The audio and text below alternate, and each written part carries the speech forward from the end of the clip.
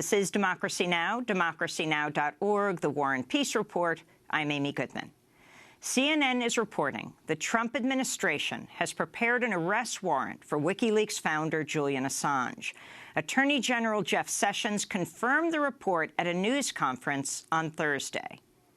Can you talk about whether it's a priority for your department to arrest Assange once and for all, and whether you think you can take him down? We are going to step up our effort, and already are stepping up our efforts on all leaks. This is a matter that's gone beyond anything I'm aware of. We have professionals that have been at the security business of the United States for many years that are shocked by the number of leaks, and some of them are quite serious. So, yes, it is a priority. Last week, CIA Chief Mike Pompeo blasted WikiLeaks as a, quote, hostile intelligence service in a stark reversal from his previous praise for the group. Pompeo made the remarks last week at the Center for Strategic and International Studies in his first public address as CIA director. It's time to call out WikiLeaks for what it really is, a non-state hostile intelligence service often abetted by state actors like Russia. In reality, they champion nothing but their own celebrity. Their currency is clickbait, their moral compass non-existent, their mission, personal self-aggrandizement through destruction of Western values. In his speech, Pompeo went on to accuse WikiLeaks of instructing Army whistleblower Chelsea Manning to steal information. He also likened Julian Assange to a demon and suggested Assange is not protected under the First Amendment. It's been nearly 5 years since Julian Assange entered the Ecuadorian embassy in London seeking political asylum, fearing a Swedish arrest warrant could lead to his extradition to the United States. For more, we go to Rio de Janeiro, Brazil, where we're joined via Democracy Now! Video stream by Glenn Greenwald, the Pulitzer Prize-winning journalist and one of the founding editors of The Intercept. His recent piece is headlined, Trump CIA Director Pompeo Targeting WikiLeaks Explicitly Threatens Speech and Press Freedoms. Glenn, welcome back to Democracy Now! Your response to this latest news that the U.S. government, that the Justice Department is preparing an arrest warrant for Julian Assange. What's interesting is the Justice Department under President Obama experimented with this idea for a long time. They impaneled a grand jury to criminally investigate WikiLeaks and Assange. They wanted to prosecute them for publishing the trove of documents back in 2011 relating to the Iraq and Afghanistan wars, as well as the U.S. State Department diplomatic cables. And what they found, the Obama Justice Department found, was that it is impossible to prosecute WikiLeaks for publishing secret documents without also prosecuting media organizations that regularly do the same things. The New York Times, The Guardian, many other news organizations also published huge troves of the documents provided by Chelsea Manning. So it was too much of a threat to press freedom, even for the Obama administration, to try and create a theory under which WikiLeaks could be prosecuted. Fast forward 5 years later, there's been a lot more WikiLeaks leaks and publications, including some really recent ones of sensitive CIA documents, as well as having spent all of last year publishing documents about the Democratic National Committee, which means they've made enemies not just of the right in America, but also the Democratic Party. And the Trump administration obviously believes that they can now safely, politically prosecute WikiLeaks. And the danger, of course, is that this is an administration that has already said, the president himself has said, the U.S. media is the enemy of the American people. And this is a prosecution that would enable them not only to prosecute and imprison Julian Assange, but a whole variety of other journalists and media outlets that also routinely publish classified information from the U.S. government. So let's go back to what CIA Chief Mike Pompeo said in his first address as CIA director. The days like today, where we call out those who grant a platform to these leakers and so-called transparency activists. We know the danger that Assange and his not-so-merry band of brothers pose to democracies around the world. Ignorance or misplaced idealism is no longer an acceptable excuse for lionizing these demons.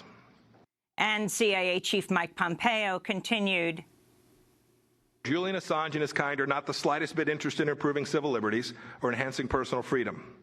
They have pretended America's First Amendment freedoms shield them from justice. They may have believed that, but they are wrong. Assange is a narcissist who has created nothing of value. He relies on the dirty work of others to make himself famous. He's a fraud, a coward hiding behind a screen. Julian Assange responded to the comments earlier this week while speaking with Jeremy Scahill on the Intercepted podcast. Pompeo said explicitly that he was going to redefine the legal parameters of the First Amendment to define publishers like WikiLeaks in such a manner that the First Amendment would not apply to them. What the hell is going on? This is the head of the largest intelligence service in the world, the intelligence service of the United States. He doesn't get to make proclamations on interpretation of the law. That's a responsibility for the courts, it's a responsibility for Congress, and perhaps it's a responsibility for the Attorney General. It's way out of line to usurp the roles of those entities that are formally engaged in defining the interpretations of the First Amendment for frankly, any other group to pronounce themselves.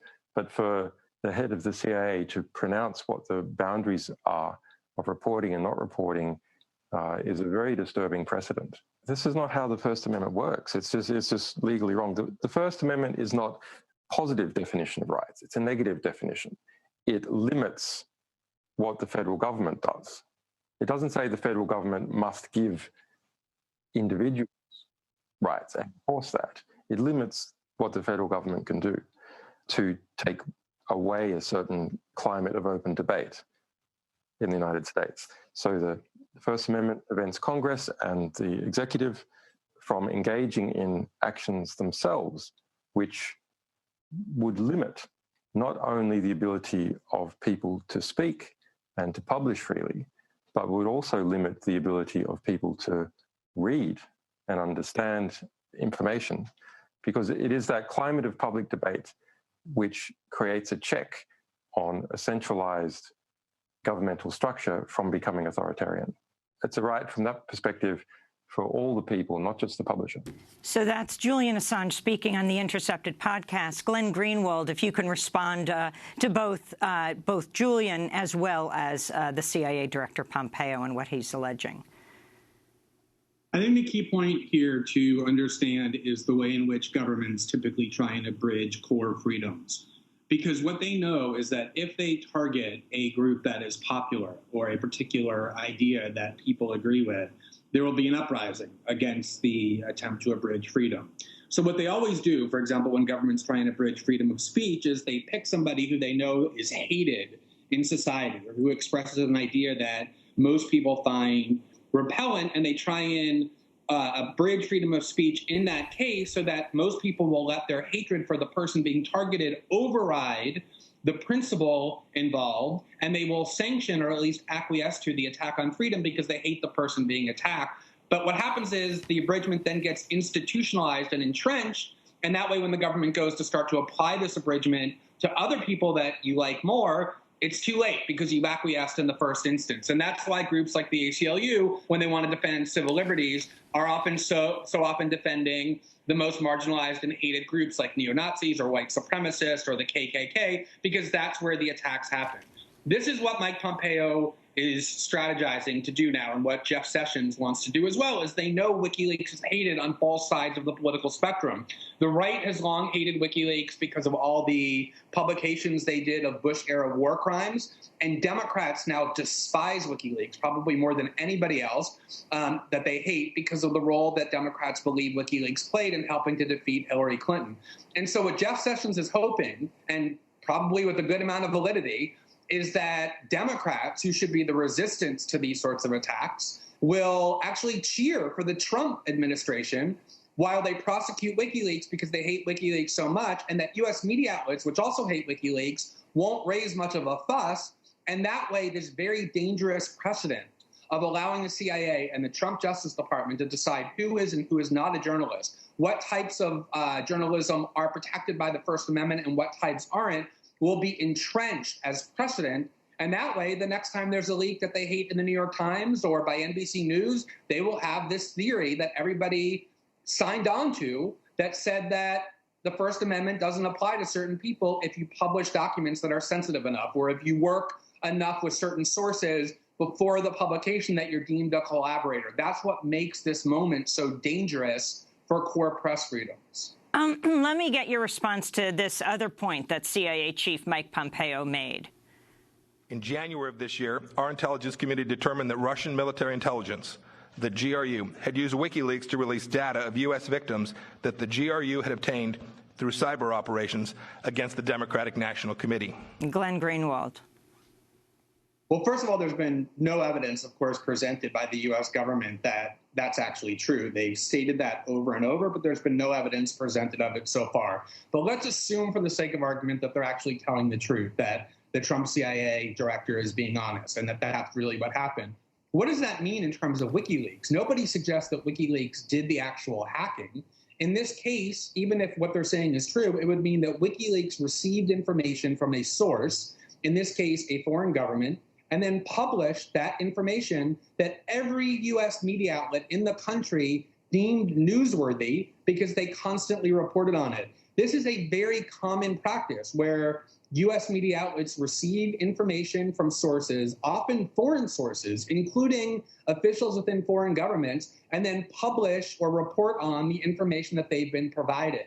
If you allow that process to be criminalized simply because WikiLeaks' source in this particular case happened to be a foreign government or a foreign intelligence agency, you are again endangering press freedoms in a very substantial way, because that is something that media outlets do very often. That's where they get their information from. And let's turn to CIA Director Mike Pompeo, talking about your news organization that you co-founded, Glenn, The Intercept. The Intercept, which has in the past gleefully reported unauthorized disclosures, accused WikiLeaks in late March of, quote, stretching the facts in its comments about the CIA. In the same article, The Intercept added that the documents, quote, were not worth the concern WikiLeaks generated by its public comments. Glenn Greenwald, your response. So that was an article written by one of our reporters assessing WikiLeaks' journalism. We criticized the journalism of pretty much every media outlet. We've certainly written far more scathing critiques of the New York Times and NBC News and the Washington Post when they've published fake stories or when they've done misleading and deceitful journalism. So the fact that we've been critical of some of WikiLeaks' journalism, just as WikiLeaks has sometimes been critical of ours, doesn't justify turning them into felons and prosecuting them. If bad journalism or making poor journalistic choices can now justify having the Trump Justice Department prosecute you, there will be no media organizations left. So he was trolling there by citing one of our articles that was mildly critical of WikiLeaks' journalism, but that obviously does not remotely justify prosecuting WikiLeaks for having published secret documents. So what happens right now? There is Julian Assange inside the Ecuadorian embassy for almost 5 years now. What does it mean that there is an arrest warrant from him by the United States for him? Well, that's a really significant question, Amy. And when Mike Pompeo made his speech, the one that you've been playing, it was very deliberately threatening. He was saying things like, we are no longer going to allow them the space to publish this information. This ends now. And the question that you just raised is the towering one for me, which is, okay, so the U.S. government indicts WikiLeaks and issues an arrest warrant for Julian Assange. It doesn't change the fact that he's currently in the Ecuadorian embassy where he has received asylum. And remember, the reason the Ecuadorian government gave Julian Assange asylum in the first place was because they said they were worried that if he were extradited to Sweden, that would then be used to send him to the United States, where he would be prosecuted for publishing information, for doing journalism. That was always what Ecuador was most worried about. So it seems very unlikely that Ecuador is going to voluntarily withdraw its asylum. So then the question becomes, do they have any plans to physically seize Julian by invading the Ecuadorian embassy, something the UK government actually thought about doing early on? Are they trying to do a deal with the new Ecuadorian government to provide them benefits or threaten them in exchange for handing Julian over and withdrawing the asylum? Or is this just theater? Is this just show? Is this just a way of the Trump administration showing that they're trying to crack down on leaks? I don't think we know the answer to that question, but the asylum that Julian has should prevent the U.S. government from apprehending him, even if they do decide to go ahead and indict WikiLeaks. Chelsea Manning is about to be released in May. The argument that he's making that Julian Assange solicited Manning the information. Your final comment, Glenn. So the Obama administration, when they were trying to prosecute WikiLeaks, thought about how could we do this in a way that makes it so that we're accusing them of more than just publishing. And they said, maybe we can find evidence that Julian actually participated with Chelsea Manning in the theft of this material. And ultimately, they found no evidence whatsoever to support that theory. Nonetheless, Mike Pompeo asserted that this was true, obviously in anticipation of trying to use this as a theory to say, we're not prosecuting WikiLeaks for publishing, we're prosecuting them for collaborating or conspiring in the theft of this information. There's been no evidence ever that the Obama administration found, and I seriously doubt the Trump administration has found evidence for that as well, but they asserted it in order to say we're not prosecuting them for publishing. We're going to leave it there, but of course we're going to continue to follow this. Glenn, thanks so much for joining us. Glenn Greenwald, Thanks, Pulitzer Amy. Prize-winning journalist, one of the founding editors of The Intercept. When we come back, an explosive new investigation by Alan Nairns. Vice President Mike Pence has just left Indonesia. We'll talk to the journalist. Stay with us.